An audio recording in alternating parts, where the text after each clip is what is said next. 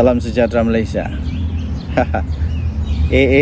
Tiba-tiba pas berminat dengan Najib Razak ke? Tiba-tiba Taqiyuddin Hasan berminat dengan Najib Razak kah? Apa udang di sebalik batu? Adakah udang di sebalik mi? Kenapa tiba-tiba sahaja seolah-olah mau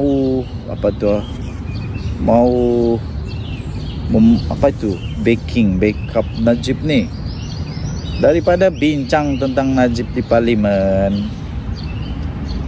walaun Perikatan Nasional, daripada bincang tentang Najib di parlimen, lebih baik bincang tentang rakyat. Janganlah fokus sangat dengan orang yang sudah dipenjara. Kenapa mau susah-susah bercakap, bergaduh, bertekak lidah di parlimen untuk orang yang sudah dipenjara? Kenapa? Kalau sudah dia dijatuhkan hukuman, biar pikat dia lah. Itu dia punya hal. Dia sudah buat kesalahan, biarlah dia tanggung kesalahan dia. Yang saya heran, kenapa pas tiba-tiba seolah-olah prihatin kepada Najib Razak? Kenapa? Mau pujuk-pujuk Zaid Hamidi kah? Mau pujuk-pujuk ahli UMNO kah? Mau pujuk-pujuk pengundi UMNO kah? Untuk nampak seolah-olah PAS ini hero kepada UMNO. Mau semula rujuk kepada UMNO kah? Itulah soalan-soalan dia. Kenapa ada hati untuk rujuk semula kepada UMNO melalui Muafakat Nasional kah? Iyalah, kita memang heran jugalah. Selama ini memanglah ramai orang juga tertanya-tanya. Tapi maksud saya ialah, bila sudah sampai di parlimen, gunakanlah peluang yang sebaik ada itu di parlimen untuk sebut isu rakyat, isu tentang rakyat Maharin yang memerlukan bantuan. Bukan sebut tentang orang yang sudah dipenjara, biar dia lah. Itu semua sudah pun dalam siasatan kan. Jadi biarlah disiasat dulu. Buang masa di parlimen. Bila yang sepatutnya masa digunakan yang pendek tu, pendek saja tahu masa dia betul pendek untuk setiap ahli parlimen untuk menyuarakan suara-suara daripada rakyat parlimen diorang. Pendek masa dia. Tapi masa itu diambil pula untuk bertekak lidah, untuk menyatakan macam terror sangat tentang Najib Razak. Okey lah, kamu suka Najib Razak, okey. Tapi apa yang kamu boleh dapat dari sana? Apa yang kamu boleh dapat? Rakyat bukan mau tengok Najib. Rakyat mau tengok negara Malaysia. Rakyat mau tengok tempat parlimen kamu dimajukan. Itu yang penting. Apa gunanya Najib Razak dibebaskan, dipenjara di rumah, kalau kamu sendiri tidak dapat membangun kawasan sendiri? Itu lebih penting. Majukan dulu kawasan sendiri, baru bising tentang parti orang. Ini satu lagi, Najib Razak itu tiada kena-mengena pun dengan PAS. Dulu pernah lah mungkin, tapi sekarang ini entah tiba-tiba muncul semula. Itulah sampai saya tanya, heran juga. Ada udang di sebalik mi kah? Mau tunjuk baik dengan UMNO kah? Mau tunjuk baik supaya akar umbi UMNO nampak seperti PAS, satu-satunya parti, pemimpin parti yang berani menyuarakan tentang Najib kah? Ini satu hela yang saya pikir hela lapuk lah. Kerana rakyat Malaysia sudah tahu bahawa itu tidak memajukan negara, tidak. Itu langsung tidak memajukan negara. Tapi itu hanya membela seorang penjenayah, yang masih dalam penjara. Masa yang pendek itu sepatutnya sekali lagi diambil untuk membangun tempat sendiri, parlimen sendiri. Itu lebih baik, bukannya bersusah payah menghabiskan masa yang ada, peluang yang ada dengan orang yang dipenjara. Tidak. Jadi kalau betul-betul mau rujuk kepada UMNO, tak payah buat begitu, tak payah. Pergi jumpa Zaid Hamidi, pujuklah dia. Kita kasih tumbang Anwar Ibrahim begitu. Nah, senang cerita. Tidak payahlah berbunga-bunga begitu.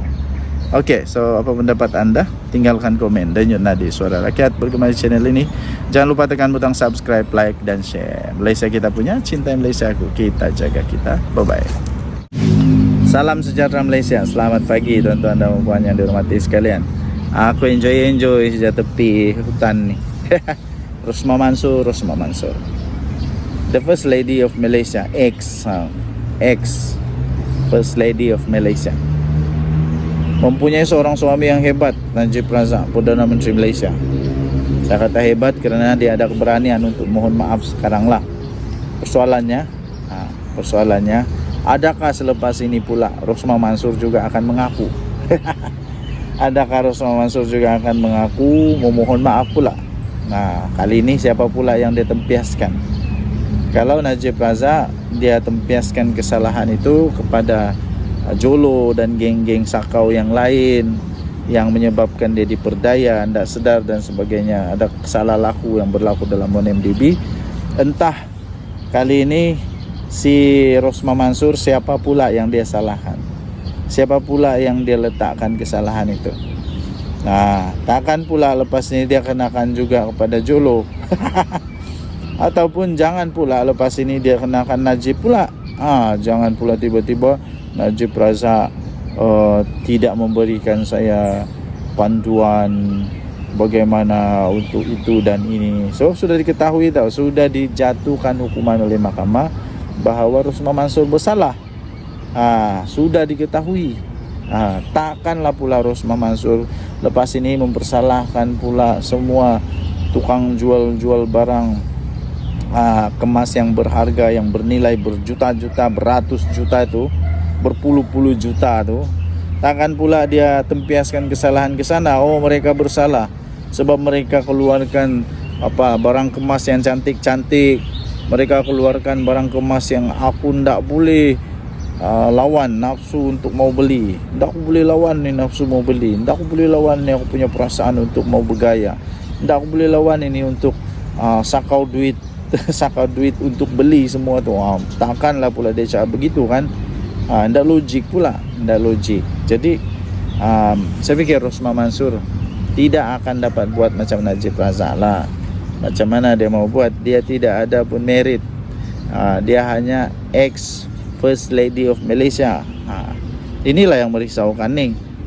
Ini yang merisaukan sampai orang buat persamaan pula. Sampai orang buat persamaan pula Pak Rosmah Mansor ini dengan si apa itu yang First Lady of Philippines tu.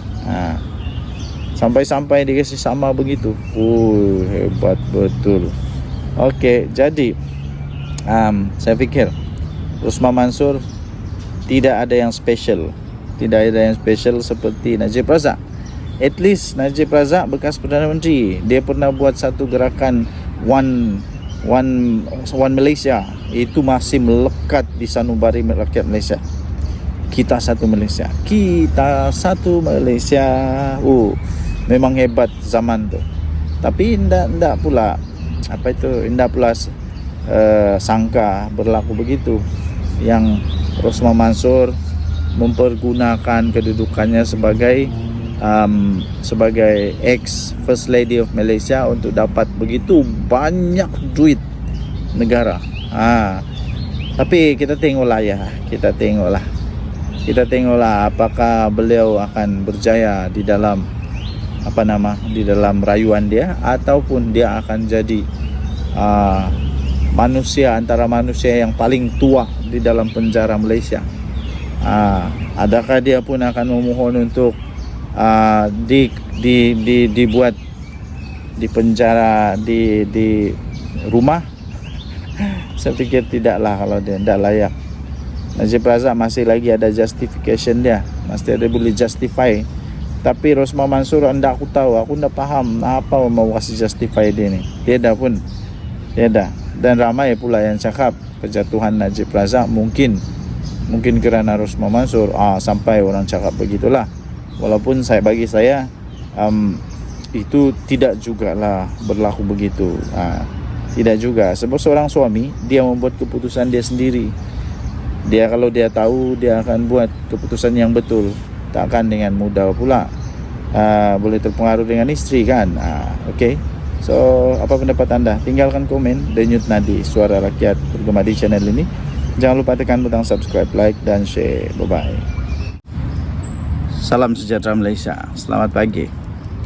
Yang trending sekarang ini di media sosial ialah pengakuan daripada Najib Razak yang tidak disangka-sangka berlaku.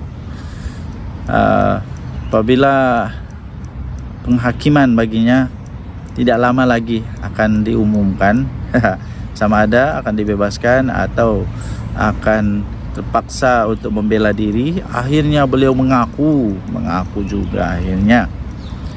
Dia mohon maaf lah, dia buat pengakuan secara bermohon maaf dan dia tidak mengaku bersalah. Dia pula menempiaskan kesalahan kepada Jolo dan apa itu yang bersetongkol yang bersetongkol dengan Jolo. Pertama sekali, janganlah cakap-cakap saja, kasihlah nama-nama siapa-siapa yang bersetongkol tu. Kedua, sudah terlambat. Kenapa dulu ndak buat permohonan maaf ni? Kenapa dulu ndak buat? Okey.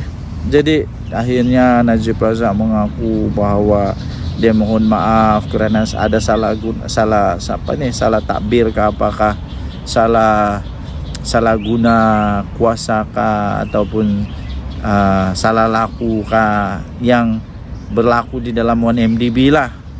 Ini menunjukkan memang betul lah Khairi Jamaluddin cakap dulu, ini bukan sekadar kabar-kabar angin, tapi memang betul ada masalah dalam 1MDB. Tapi memang dulu kenapa sebelum audit dibuat, sebelum segala-gala dikorek, tidak pula mengaku bahawa 1MDB ini memang ada masalah. Sekarang baru mengaku memang ada masalah. Nasib baiklah dia tidak mengaku bersalah. Nasib baiklah kalau dia mengaku bersalah, lagi parah. Dia tidak mengaku bersalah tapi dia lempiaskan, dia letak tepi pula kesalahan itu kepada orang lain. Persoalannya bagaimana dia pula boleh diperdaya.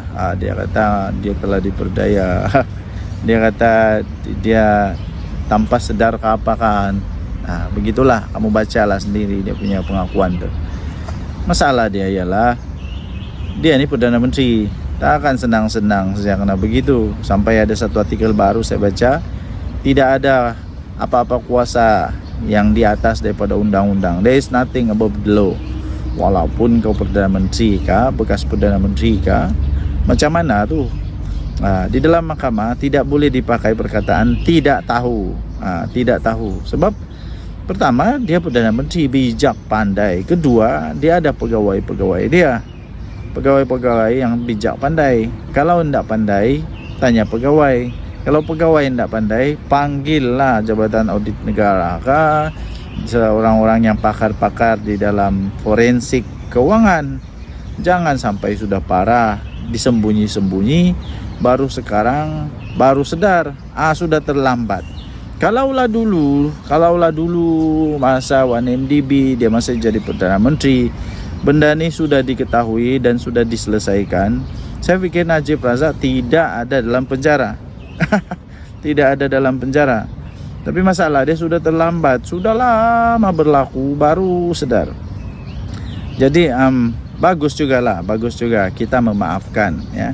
Tapi ada konsekuensi. Segala perkara ada konsekuensi. Ya, memang dimaafkan, tapi ada konsekuensi. Konsekuensinya ialah kemungkinan besar terpaksalah bermalam dalam penjara untuk bertahun-tahun, terpaksalah menanggung malu, terpaksalah banyak lagi lah terpaksa dia. Orang memaafkan memang, tapi orang sukar untuk melupakan. Jadi tuan-tuan dan puan-puan yang dihormati sekalian, belajarlah daripada kesilapan ini. Anak-anak Najib Razak, Rosmah Mansur, apa cerita Rosmah Mansur? Okey, nanti kita sebut pula tentang Rosmah Mansur. Denyut Nadi Suara Rakyat bergema di channel ini. Jangan lupa tekan butang subscribe, like dan share. Bye bye. Salam sejahtera Malaysia. Selamat pagi tuan-tuan dan puan sekali lagi. Hari ini 26 hari bulan ya, hari Sabtu. Okey. Salah satu puncak, bukan salah satu, mungkin ada 3 puncak.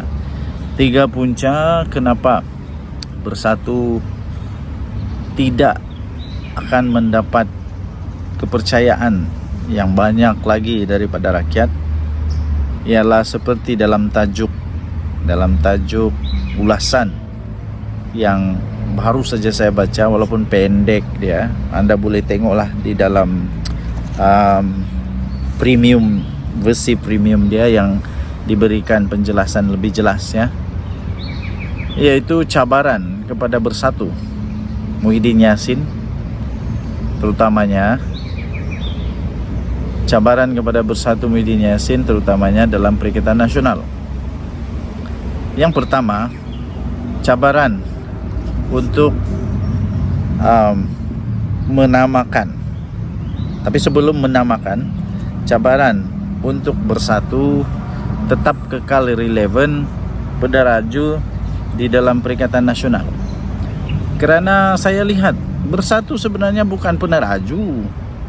Bukan peneraju dalam Perikatan Nasional, walaupun pengerusinya daripada Perikatan Nasional, tapi cabaran dia ialah seolah-olah Bersatu bukanlah peneraju dalam Perikatan Nasional. Kerana yang kuat dalam Perikatan Nasional bukan Bersatu.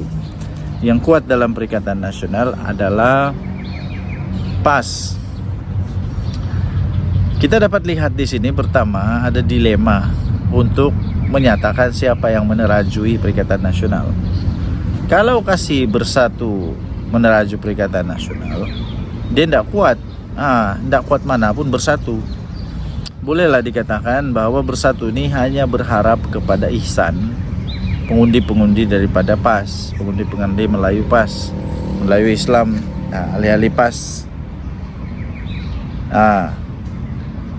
Kalau Bersatu yang jadi peneraju, tak kuat mana pun, orang tak yakin lah boleh menang. Orang tak yakin, walaupun orang menang, orang boleh bentuk kerajaan, orang tak yakin. Jadi sudah orang tak yakin, bikin apa undi. Lepas tu dilema yang kedua, kalau pula bagi PAS yang meneraju, mereka tahu di Malaysia ini sentimen politik dia bukan hanya satu. Bolehlah kalau satu saja, tapi hanya menang di sebahagian tempat, tidak boleh menang di seluruh Malaysia, tidak boleh tidak boleh jadi kerajaan. Jadi mau tidak mau kasihlah nama Bersatu yang peneraju, dengan harapan suku, kaum, bangsa yang lain dapat menyokong Perikatan Nasional. Jadi PAS pun dilema juga, kasih PAS yang bos susah juga. Nanti Bumi Putra, nanti orang-orang yang bukan Melayu Islam tak mau undi. Itulah dia punya masalah juga, cabaran dia. Itu yang pertama lah, dilema untuk menentukan sama ada Bersatu masih lagi relevan atau tidak. Ini yang menyebabkan Muhyiddin susah lah, memang susah dia jadi Perdana Menteri lagi. Yang kedua, Bersatu sendiri susah untuk membuat satu kesatuan. Susah untuk membuat satu kesatuan, menjadikan hanya satu camp saja, satu camp penyokong saja dalam Bersatu yang sokong Muhyiddin. Sebab ada juga sebenarnya bunyi-bunyi suara-suara sumbang yang sebenarnya tidak suka Muhyiddin Yassin jadi bos lagi. Mungkin sesuai untuk bos yang akan datang. Masalah dia siapa? Azmin Ali. Ramai orang tak yakin dengan Azmin Ali, kerana Azmin Ali dia ada sejarah dia sendiri, sejarah dia lompat. Tidak mustahil selepas ini, orang kata tidak mustahil lepas ini dia buat lagi apa yang dia buat. Apa yang dia pernah lakukan tidak mustahil boleh berlaku lagi. Jadi mau kasih calon si Azmin Ali susah juga. Tidak kasih calon susah juga. Hamzah Zainuddin pun susah juga. Hamzah Zainuddin pun hormat kepada Muhyiddin Yassin. Jadi tuan-tuan dan puan yang dihormati sekalian, cabaran ketiga ialah untuk menamakan siapa Perdana Menteri, siapa calon Perdana Menteri Perikatan Nasional. Nah, saya pikir PAS tidak akan berdiam diri kali ini untuk membiarkan begitu saja calon Perdana Menterinya daripada bersatu yang tak kuat manapun. Pastinya PAS mau keadilan ditegakkan bagi mereka, yaitu mereka mau supaya Perdana Menteri daripada PAS. Masalahnya, bila Perdana Menteri daripada PAS, rakyat Malaysia macam mana? Mau kau undi PAS? Mau kau undi PAS, terutamanya rakyat Sabah Sarawak. Rakyat Sabah Sarawak punya sentimen lain. Maukah diorang undi si Hadi Awang? Maukah undi Hadi Awang kah, Dr. Sem kah? Hadi Awang memang tidak jadi Perdana Menteri lah memang. Tapi Dr. Sem, maukah rakyat Malaysia undi ataupun sokong apabila dinamakan Dr. Sem sebagai Perdana Menteri? Ini masalah juga. Ini masalah juga. Jadi bersatu, siapa yang dia boleh kasih nama untuk calon Perdana Menteri? Hamzah Zainuddin, Peja lagi lah. Peja sudah kalah. Peja sudah kalah. Macam mana dia mau dikasih calon kalau kalah? Sekurang-kurangnya yang kasih calon mestilah yang kuat, yang menang. Sekarang ni Peja bukan ahli parlimen pun, tak menang pun. Siapa lagi? Seorang ni yang tidak dibenarkan masuk ke dalam Dewan Rakyat, dalam Dewan Parlimen. Diakah? Itu masih terlalu muda agaknya. Mungkin susah juga. Akhirnya pilihan terakhir, mau tidak mau Muhyiddin Yassin. Mau tidak mau Muhyiddin Yassin. Tapi Muhyiddin Yassin, saya fikir rakyat sudah jarak. Orang Sabah bilang sudah jarak dengan Muhyiddin Yassin. Dia sudah jadi Perdana Menteri dan akhirnya dia dilabel oleh netizen, oleh rakyat-rakyat Malaysia yang memang bukan pro kepada Muhyiddin Yassin sebagai Perdana Menteri yang gagal. Dia sampaikan itu. Jadi saya pikir Muhyiddin Yassin tidak juga. Inilah cabaran-cabaran yang dihadapi oleh Bersatu. Ini kita belum cakap lagi tentang kes-kes mahkamah yang dihadapi oleh pemimpin-pemimpin Bersatu. Keyakinan kepada pemimpin Bersatu sendiri, Muhyiddin Yassin sendiri yang tidak mampu pun untuk bawa dia punya menantu balik. Jadi macam mana orang mau percaya ni kan, susah juga. Bingung juga kepala. Inilah punca-puncanya Perikatan Nasional tidak akan jadi memerintah lagi negara Malaysia. Apa pendapat anda? Sila tinggalkan komen. Dan Yon Nadi, Suara Rakyat, bergema di channel ini. Jangan lupa tekan butang subscribe, like dan share. Bye-bye. Salam sejahtera Malaysia. Selamat pagi tuan-tuan dan puan yang dihormati sekalian. Kita duduk dulu hari Sabtu. Kita duduk awal pagi ni. Awal pagi berapa hari bulan? 26 hari bulan 10. Kita duduk awal pagi menikmati indahnya ciptaan Tuhan dengan bertemakan dekat hutan. Okey, saya mau buat sedikit ulasan tentang kenyataan daripada Tuan Guru, Tuan Ibrahim, Tuan Man. Dia kata tunggulah PN ambil alih, baru kita akan bagi budget lah, budget untuk kerajaan, perubahan ke apakah yang baiklah. Persoalannya senang saja. Pertama, bila tu PN tak akan ambil alih kerajaan sampai bila-bila. Tak akan sampai bila-bila, tidak akan lagi. Kerana apa? Bukan main lagi Tuan Guru, Tuan Ibrahim, Tuan Man ni. Sekarang sudah jadi di luar kerajaan macam hebat betul. Macam dialah paling hebat, dialah paling tahu, dialah paling jago mentadbir negara, ya. Tapi saya mau tanya, dulu waktu Perikatan Nasional memerintah, apa yang dibuat oleh kerajaan waktu itu? Apa yang dibuat kerajaan waktu itu? Yang saya ingat, parlimen tiada bersidang. Ada masa parlimen tiada bersidang tu. Sampai ada orang tuduh lah, walaupun Walaupun itu mungkin hanya tuduhan semata-mata, tapi sampai orang tuduh Muhyiddin sebenarnya tidak mau buka parlimen sebab dia takut nanti dia digugurkan, dia jatuh, dia kalah, dia tumbang dan sebagainya lah. Sampailah keluar pikiran-pikiran macam tu. Oh, kenapa waktu itu Perikatan Nasional Tuan Ibrahim Tuan Man tidak pula keluarkan semua kehebatan dia, semua terror dia, semua orang-orang PAS yang macam handal sangat, orang-orang bersatu yang handal sangat, ya kan? Tuan Ibrahim Tuan Man kan dia pandai bagi sijil ISO untuk orang. Ya kan, dia kan hebat. Sekarang ni bila sudah jadi apa, pembangkang, sudah tidak ada kuasa, barulah mau tunjuk hebat, kata itulah, kata inilah. Bukan, sebenarnya ahli parlimen daripada Bayan Baru tu, ahli parlimen Bayan Baru tu minta apa tu, ini bajet bayangan, bukan kerana ahli parlimen Bayan Baru tu takut atau tidak yakin dengan bajet yang ada, bukan. Jangan salah faham tuan-tuan dan puan-puan, jangan temakan pula dengan helah yang tidak kurang menjadi, itulah yang tidak menjadi pun. Bukan sebenarnya tidak yakin, tapi kita mau tengok. Kalau pandai sangat, cubalah. Kalau pandai sangat, cubalah kasih keluar berapa, macam mana kamu punya bajet. Waktu Datuk Seri Anwar Ibrahim jadi Perdana Menteri, dia ambil alih je Perdana Menteri. Tengok hutang negara gila-gila punya. Lepas tu sebelum itu siapa kerajaannya? Siapa Perdana Menterinya? Kenapa Perdana Menteri sebelum itu gagal untuk mengawal keadaan kewangan negara Malaysia?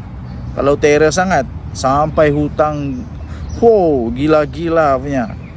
Sekarang Perdana Menteri Datuk Seri Anwar Ibrahim terpaksa membersihkan semua tai-tai inilah, semua tai-tai yang ditinggalkan ni, semua masalah-masalah kewangan yang ditinggalkan, hutang-hutang negara yang ditinggalkan, semua pada kepala otak Datuk Seri Anwar Ibrahim untuk selesaikan. Kesian tak kesian, pikir-pikir sendirilah.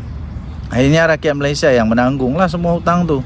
Bila Perdana Menteri Datuk Seri Anwar Ibrahim ambil tindakan untuk selamatkan ekonomi negara Malaysia, supaya pelabur mau masuk balik kepada negara Malaysia, supaya pelabur dapat tengok kita memang dalam keadaan reformasi ekonomi, reformasi sosial, reformasi macam-macam reformasi lagi.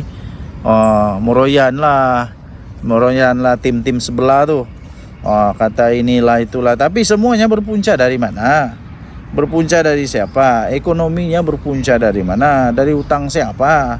Adakah Datuk Seri Anwar Ibrahim yang buat hutang tu? Saya fikir Datuk Seri Anwar Ibrahim sekarang sedang berusaha untuk menutup hutang-hutang yang dicipta-cipta, yang tercipta, bukan dicipta, yang tercipta, yang terjadi ketika dia masih belum jadi Perdana Menteri. Bila sudah jadi Perdana Menteri, terpaksa bersihkan semua tai-tai itulah. Sekali lagi, Tuan Ibrahim Tuan Man, jangan salah faham. Kerajaan bukan tak yakin dengan bajet bayangan, bukan. Tapi kita mau tengok sejauh mana kebijaksanaan bos-bos PAS ni. Adakah mereka sudah berubah menjadi lebih bijak selepas jadi pembangkang? Ataupun sama saja, tin kosong, bisingnya lebih. Bila disuruh buat bajet bayangan, tak berani untuk tunjukkan. Adakah sebenarnya bila Tuan Guru Tuan Ibrahim Tuan Man ini sebut bahawa seolah-olah kerajaan tidak yakin dengan bajet, kami tidak kasih keluar bajet, kami tidak perlu kasih keluar bajet, dia kata. Nanti sudah jadi kerajaan semula, ambil alih kerajaan semula, nanti kita tunjuk kehebatan kita. Alamak, sudah terlambat Tuan Ibrahim Tuan Man, sudah terlambat untuk buat itu, kerana dulu sudah ada peluang tidak buat. Sekarang mau pujuk-pujuk rakyat Malaysia untuk sokong semula, belum tentu lagi. Saya terus terang, saya mungkin belum yakin dengan apa yang ditunjukkan, prestasi yang ditunjukkan oleh PAS Bersatu Perikatan Nasional di dalam menjadi pembangkang yang hebat. Kebanyakan yang mereka kata dulu lah, sekarang sudah berubah sedikit lah. Tahniah lah diucapkan. Dulu bukan tentang bukan tentang ekonomi negara yang disebut-sebut. Semuanya tentang pribadi orang. Serang itu, serang ini, fitnah itu, fitnah ini. Akhirnya kalah. Ini belum kita sebut lagi. Itu saman kepada siapa dokter tu, entah perempuan tu. Tapi sekarang dah bijak sikit lah. Bijak sikit yang disebut semua sekarang ini kepada ekonomi negara Malaysia. Bukan lagi kepada entah benda-benda yang diserang tu, yang pelik-pelik, yang tiada pun tiada pun kepentingan, tiada pun manfaat untuk rakyat. Yang menjadi manfaatnya ialah parti itu sendirilah boleh menang nanti dan sebagainya. Banyak betul lalat ni.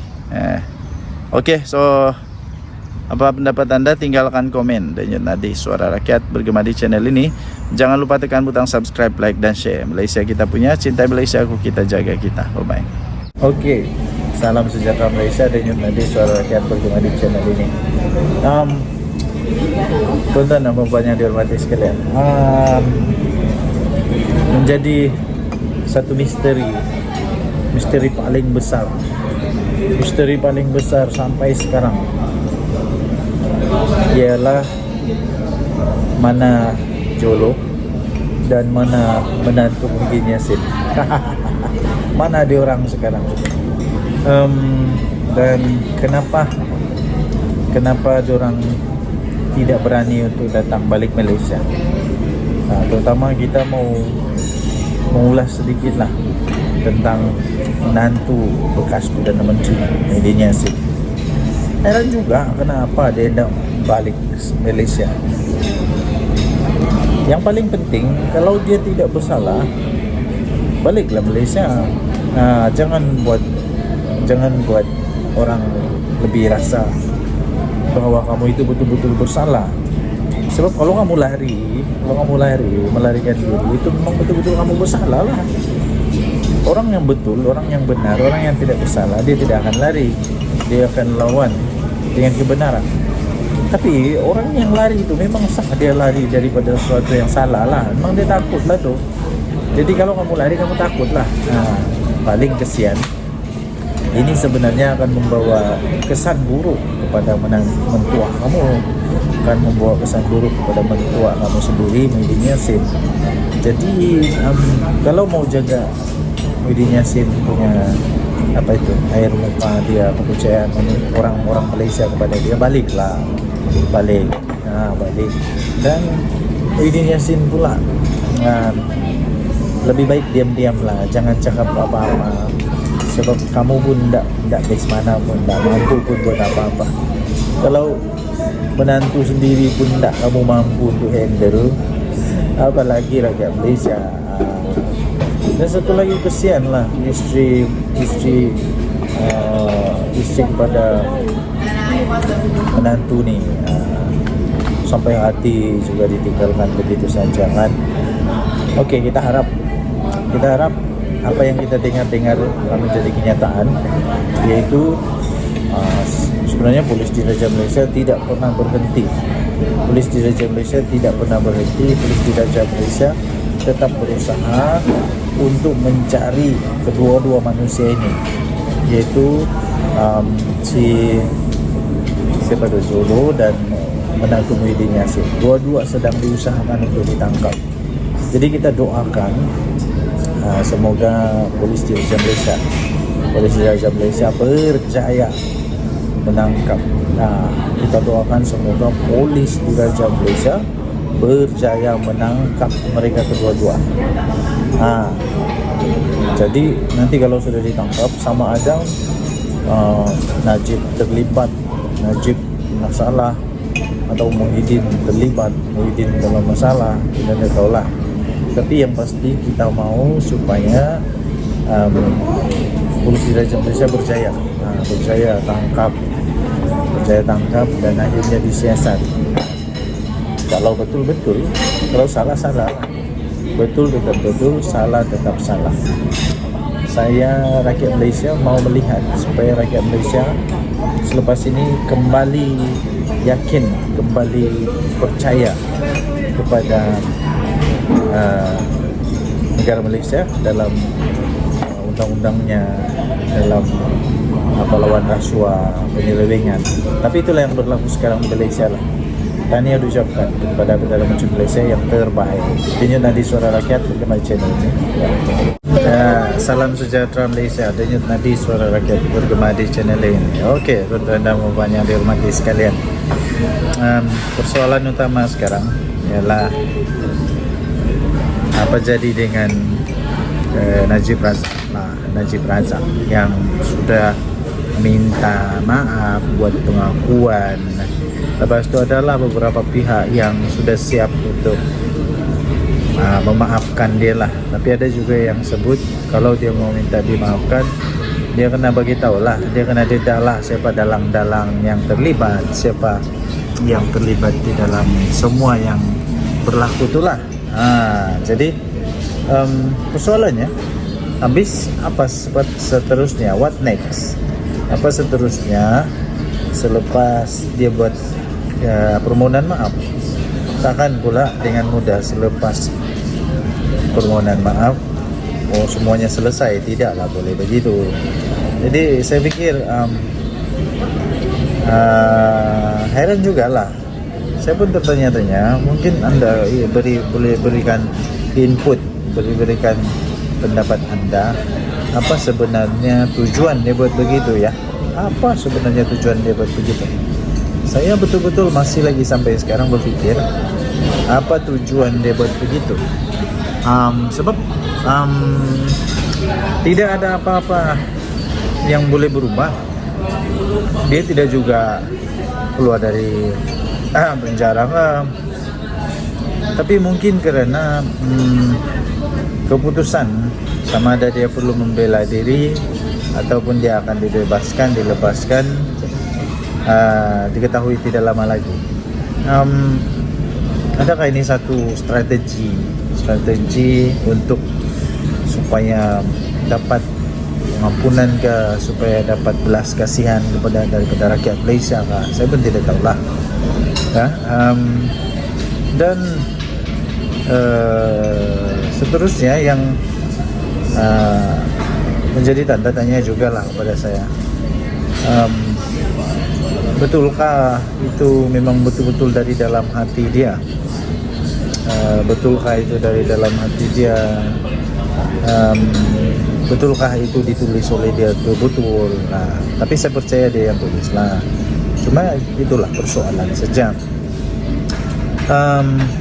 Dan kalau ia pun dia keluar nanti, masihkah dia mempunyai credibility, masihkah dia akan dipercayai, masihkah dia boleh menang kalau dia bertanding? Itulah soalan-soalan dia lah.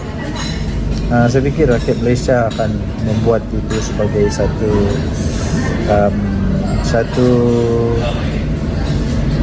cara untuk menilai dia nanti lah. Satu cara untuk menilai dia nanti, apakah dia akan dipercayai lagi ataupun rakyat sudah tidak percaya dia lagi. Jadi itulah itu perkara yang saya masih lagi tertanya-tanya sekarang. Apa sebenarnya tujuan dia mohon maaf itu? Apa sebenarnya tujuan dia mohon maaf? Dan kalaupun orang mohon maaf, apa yang berlaku? Tidak apa-apa yang berlaku sudah pun. Paling-paling orang simpati dengan dia, itu saja. Dan seterusnya nanti kita akan ulas pula bagaimana pula dengan Rosmah Mansor. Rosmah Mansor apa pula dia punya merit? Apa pula dia punya merit? Tidak ada apa merit Rosmah Mansor. Macam dia ada pun. Oke, Denyut Nadi Suara Rakyat bergema di channel ini. Bye bye.